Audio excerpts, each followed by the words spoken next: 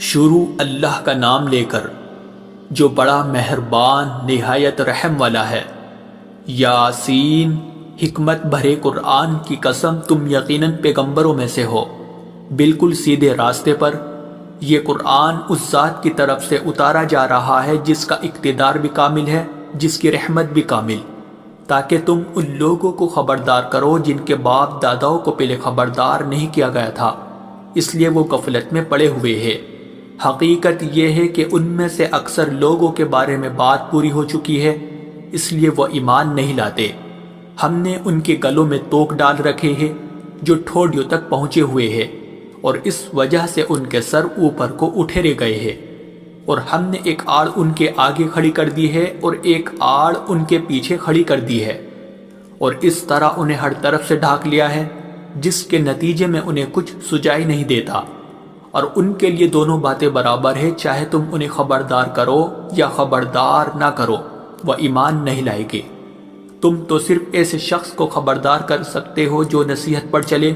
اور خدا رحمان کو دیکھے بغیر اس سے ڈرے، چنانچہ ایسے شخص کو تم مغفرت اور باعزت اجر کی خوشخبری سنا دو۔ یقیناً ہم ہی مردوں کو زندہ کریں گے، اور جو کچھ عمل انہوں نے آگے بھیجے ہیں ہم ان کو بھی لکھتے جاتے ہیں، اور ان کے کاموں کی جو اثرات ہیں ان کو بھی، اور ہم نے ایک واضح کتاب میں ہر چیز کا احاطہ کر رکھا ہے۔ اور اے پیغمبر، تم ان کے سامنے ایک بستی والوں کی مثال پیش کرو جب ان کے پاس رسول آئے تھے۔ جب ہم نے ان کے پاس شروع میں 2 رسول بھیجے تو انہوں نے دونوں کو جھٹلا دیا، پھر ہم نے ایک تیسرے کے ذریعے ان کی تائید کی، اور ان سب نے کہا کہ یقین جانو ہمیں تمہارے پاس رسول بنا کر بھیجا گیا ہے۔ انہوں نے کہا تمہاری حقیقت اس کے سوا کچھ بھی نہیں ہے کہ تم ہم جیسے ہی آدمی ہو، اور خدا رحمان نے کوئی چیز نازل نہیں کی ہے اور تم سراسر جھوٹ بول رہے ہو۔ ان رسولوں نے کہا ہمارا پروردگار خوب جانتا ہے کہ ہمیں واقعی تمہارے پاس رسول بنا کر بھیجا گیا ہے، اور ہماری ذمہ داری اس سے زیادہ نہیں ہے کہ صاف صاف پیغام پہنچا دے۔ بستی والوں نے کہا ہم نے تو تمہارے اندر نحوست محسوس کی ہے، یقین جانو اگر تم باز نہ آئے تو ہم تم پر پتھر برسائیں گے اور ہمارے ہاتھوں تمہیں بڑی دردناک سزا ملے گی۔ رسولوں نے کہا تمہاری نحوست خود تمہارے ساتھ لگی ہوئی ہے، کیا یہ باتیں اس لیے کر رہے ہو کہ تمہیں نصیحت کی بات پہنچائی گئی ہے؟ اصل بات یہ ہے کہ تم خود حد سے گزرے ہوئے لوگ ہو۔ اور شہر کے پلے علاقے سے ایک شخص دوڑتا ہوا آیا، اس نے کہا اے میری قوم کے لوگوں، ان رسولوں کا کہنا مان لو، ان لوگوں کا کہنا مان لو جو تم سے کوئی اجرت نہیں مانگ رہے اور وہ صحیح راستے پر ہے، اور بھلا میں اس ذات کی عبادت کیوں نہ کروں جس نے مجھے پیدا کیا ہے، اور اسی کی طرف تم سب کو واپس بھیجا جائے گا۔ بھلا کیا اسے چھوڑ کر میں ایسوں کو معبود مانوں کہ اگر خدا رحمان مجھے کوئی نقصان پہنچانے کا ارادہ کر لے تو ان کی سفارش میرے کسی کام نہ آئے اور نہ وہ مجھے چھڑا سکے؟ اگر میں ایسا کروں گا تو یقیناً میں کھلی گمراہی میں مبتلا ہو جاؤں گا۔ میں تو اپنے پروردگار پر ایمان لا چکا، اب تم بھی میری بات سن لو۔ آخر کار بستی والوں نے اسے قتل کر دیا، اور اللہ کی طرف سے اس سے کہا گیا کہ جنت میں داخل ہو جاؤ۔ اس نے جنت کی نعمتیں دیکھ کر کہا کہ کاش میری قوم کو معلوم ہو جائے کہ اللہ نے کس طرح میری بخشش کی ہے اور مجھے باعزت لوگوں میں شامل کیا ہے۔ اور اس شخص کے بعد ہم نے اس کی قوم پر آسمان سے کوئی لشکر نہیں اتارا، اور نہ ہمیں اتارنے کی ضرورت تھی، وہ تو بس ایک ہی چنگھاڑ تھی جس سے وہ ایک دم بجھ کر رہ گئے۔ افسوس ہے ایسے بندوں کے حال پر،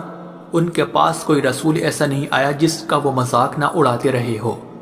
کیا انہوں نے نہیں دیکھا کہ ان سے پہلے ہم نے کتنی قوموں کو اس طرح ہلاک کر چکے ہیں کہ وہ ان کے پاس لوٹ کر نہیں آتے؟ اور یہ جتنے لوگ ہیں ان سبھی کو اکٹھا کر کے ہمارے سامنے حاضر کیا جائے گا، اور ان کے لیے ایک نشانی وہ زمین ہے جو مردہ پڑی ہوئی تھی، ہم نے اسے زندگی عطا کی، اور اس نے غلہ نکالا جس کی خوراک یہ کھاتے ہیں، اور ہم نے اس زمین میں کھجوروں اور انگوروں کے باغ پیدا کیے، اور ایسا انتظام کیا کہ اس میں سے پانی کے چشمے پھوٹ نکلے تاکہ یہ اس کی پیداوار میں سے کھائے، حالانکہ اس کو ان کے ہاتھوں نے نہیں بنایا تھا۔ کیا پھر بھی یہ شکر نہیں کریں گے؟ پاک ہے وہ ذات جس نے ہر چیز کے جوڑے جوڑے پیدا کیے ہیں، اس پیداوار کے بھی جو زمین اگاتی ہے اور خود ان انسانوں کے بھی، اور ان چیزوں کے بھی جنہیں یہ لوگ ابھی جانتے تک نہیں ہیں، اور ان کے لیے ایک اور نشانی رات ہے، ہم اس پر سے دن کا چھلکا اتار لیتے ہیں تو وہ یکایک اندھیرے میں رہ جاتے ہیں اور سورج اپنے ٹھکانے کی طرف چلا جا رہا ہے۔ یہ سب اس ذات کا مقرر کیا ہوا نظام ہے جس کا اقتدار بھی کامل ہے، جس کا علم بھی کامل، اور چاند ہے کہ ہم نے اس کی منزل تاب تول کر مقرر کر دی ہے، یہاں تک کہ وہ جب ان منزلوں کے دورے سے لوٹ کر آتا ہے تو کھجور کی پرانی ٹہنی کی طرح پتلا ہو کر رہ جاتا ہے۔ نہ تو سورج کی مجال ہے کہ وہ چاند کو جا پکڑے اور نہ رات دن سے آگے نکل سکتی ہے،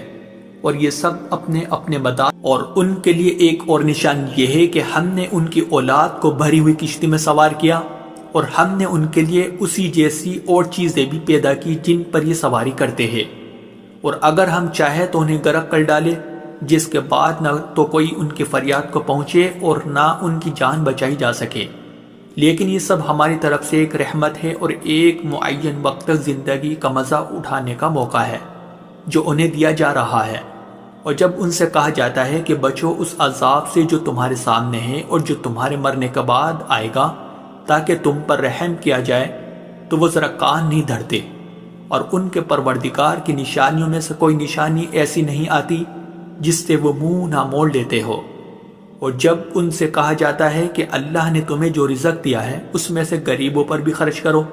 تو یہ کافی لوگ مسلمانوں سے کہتے ہیں کہ کیا ہم ان لوگوں کو کھانا کھلائے جنہیں اگر اللہ چاہتا تو خود کھلا دیتا؟ مسلمانوں، تمہاری حقیقت اس کے سوا کچھ بھی نہیں کہ تم کھلی گمراہی میں پڑے ہوئے ہو، اور کہتے ہیں کہ یہ قیامت کا وعدہ کب پورا ہوگا؟ مسلمانوں بتاؤ اگر تم سچے ہو۔ دراصل یہ لوگ بس ایک چنگاڑ کا انتظار کر رہے ہیں جو ان کی حجت بازی کے عین درمیان انہیں آ پکڑے گی، پھر نہ یہ کوئی وصیت کر سکے گے اور نہ اپنے گھر والوں کے پاس لوٹ کر جا سکے گے، اور سور پھونکا جائے گا تو یکایک اپنی قبروں سے نکل کر اپنے پروردگار کی طرف تیزی سے روانہ ہو جائے گے، کہے گے کہ ہائے ہماری کم بختی، ہمیں کس نے ہمارے مرکز سے اٹھا کھڑا کیا ہے؟ جواب ملے گا کہ یہ وہی چیز ہے جس کا خدا رحمان نے وعدہ کیا تھا اور پیغمبروں نے سچی بات کہی تھی، اور کچھ نہیں بس ایک زور کی آواز ہوگی جس کے بعد یہ سب کے سب ہمارے سامنے حاضر کر دیے جائیں گے۔ چنانچہ اس دن کسی شخص پر کوئی ظلم نہیں ہوگا اور تمہیں کسی اور چیز کا نہیں، بلکہ انہی کاموں کا بدلہ ملے گا جو تم کیا کرتے تھے۔ جنت والے لوگ اس دن یقیناً اپنے مشغلے میں مگن ہوگے، اور وہ ان کی بیویاں گھنے سایوں میں آرام دانشتوں پر ٹیک لگائے ہوئے ہوگے۔ وہاں ان کے لیے میوے ہوگے اور انہیں ہر وہ چیز ملے گی جو وہ منگوائے گے۔ رحمت والے پروردگار کی طرف سے انہیں سلام کہا جائے گا، اور کافروں سے کہا جائے گا کہ اے مجرموں، آج تم مومنوں سے الگ ہو جاؤ۔ اے آدم کے بیٹو، کیا میں نے تمہیں یہ تاکید نہیں کر دی تھی کہ تم شیطان کی عبادت نہ کرنا، وہ تمہارا کھلا دشمن ہے، اور یہ کہ تم میری عبادت کرنا، یہی سیدھا راستہ ہے۔ اور حقیقت یہ ہے کہ شیطان نے تم میں سے ایک بڑی خلقت کو گمراہ کر ڈالا،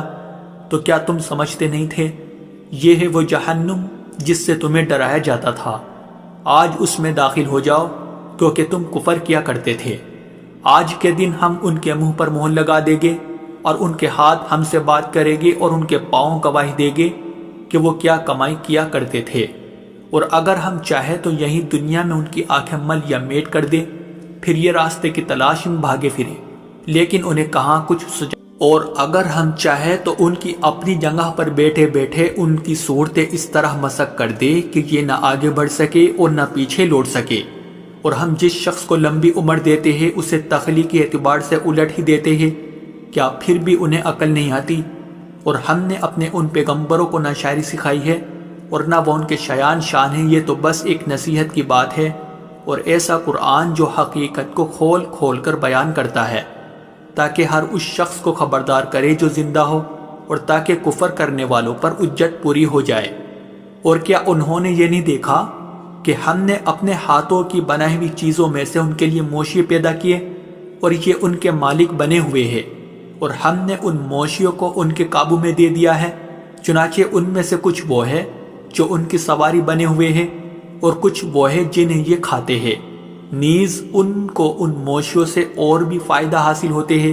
اور پینے کی چیزیں ملتی ہے، کیا پھر بھی یہ شکر نہیں بجا لائے گے؟ اور انہوں نے اللہ کو چھوڑ کر اس امید پر دوسرے خدا بنا رکھے ہیں کہ انہیں ان سے مدد ملے، حالانکہ ان میں یہ طاقت ہی نہیں ہے کہ ان کی مدد کر سکے، بلکہ وہ ان کے لیے ایک ایسا مخالف لشکر بنے گے جسے قیامت میں ان کے سامنے حاضر کر لیا جائے گا۔ غرض اے پیغمبر، ان کی باتیں تمہیں رنجیدہ نہ کریں، یقین جانو ہمیں سب معلوم ہے کہ یہ کیا کچھ چھپاتے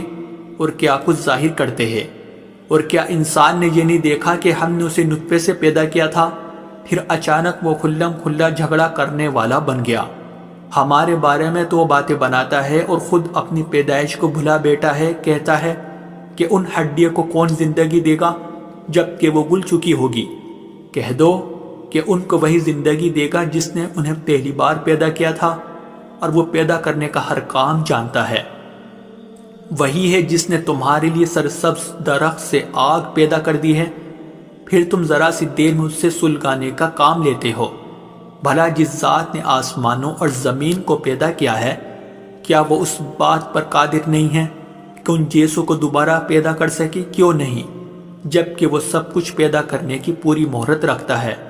اس کا معاملہ تو یہ ہے کہ جب وہ کسی چیز کا ارادہ کر لے تو صرف اتنا کہتا ہے کہ ہو جا، بس وہ ہو جاتی ہے۔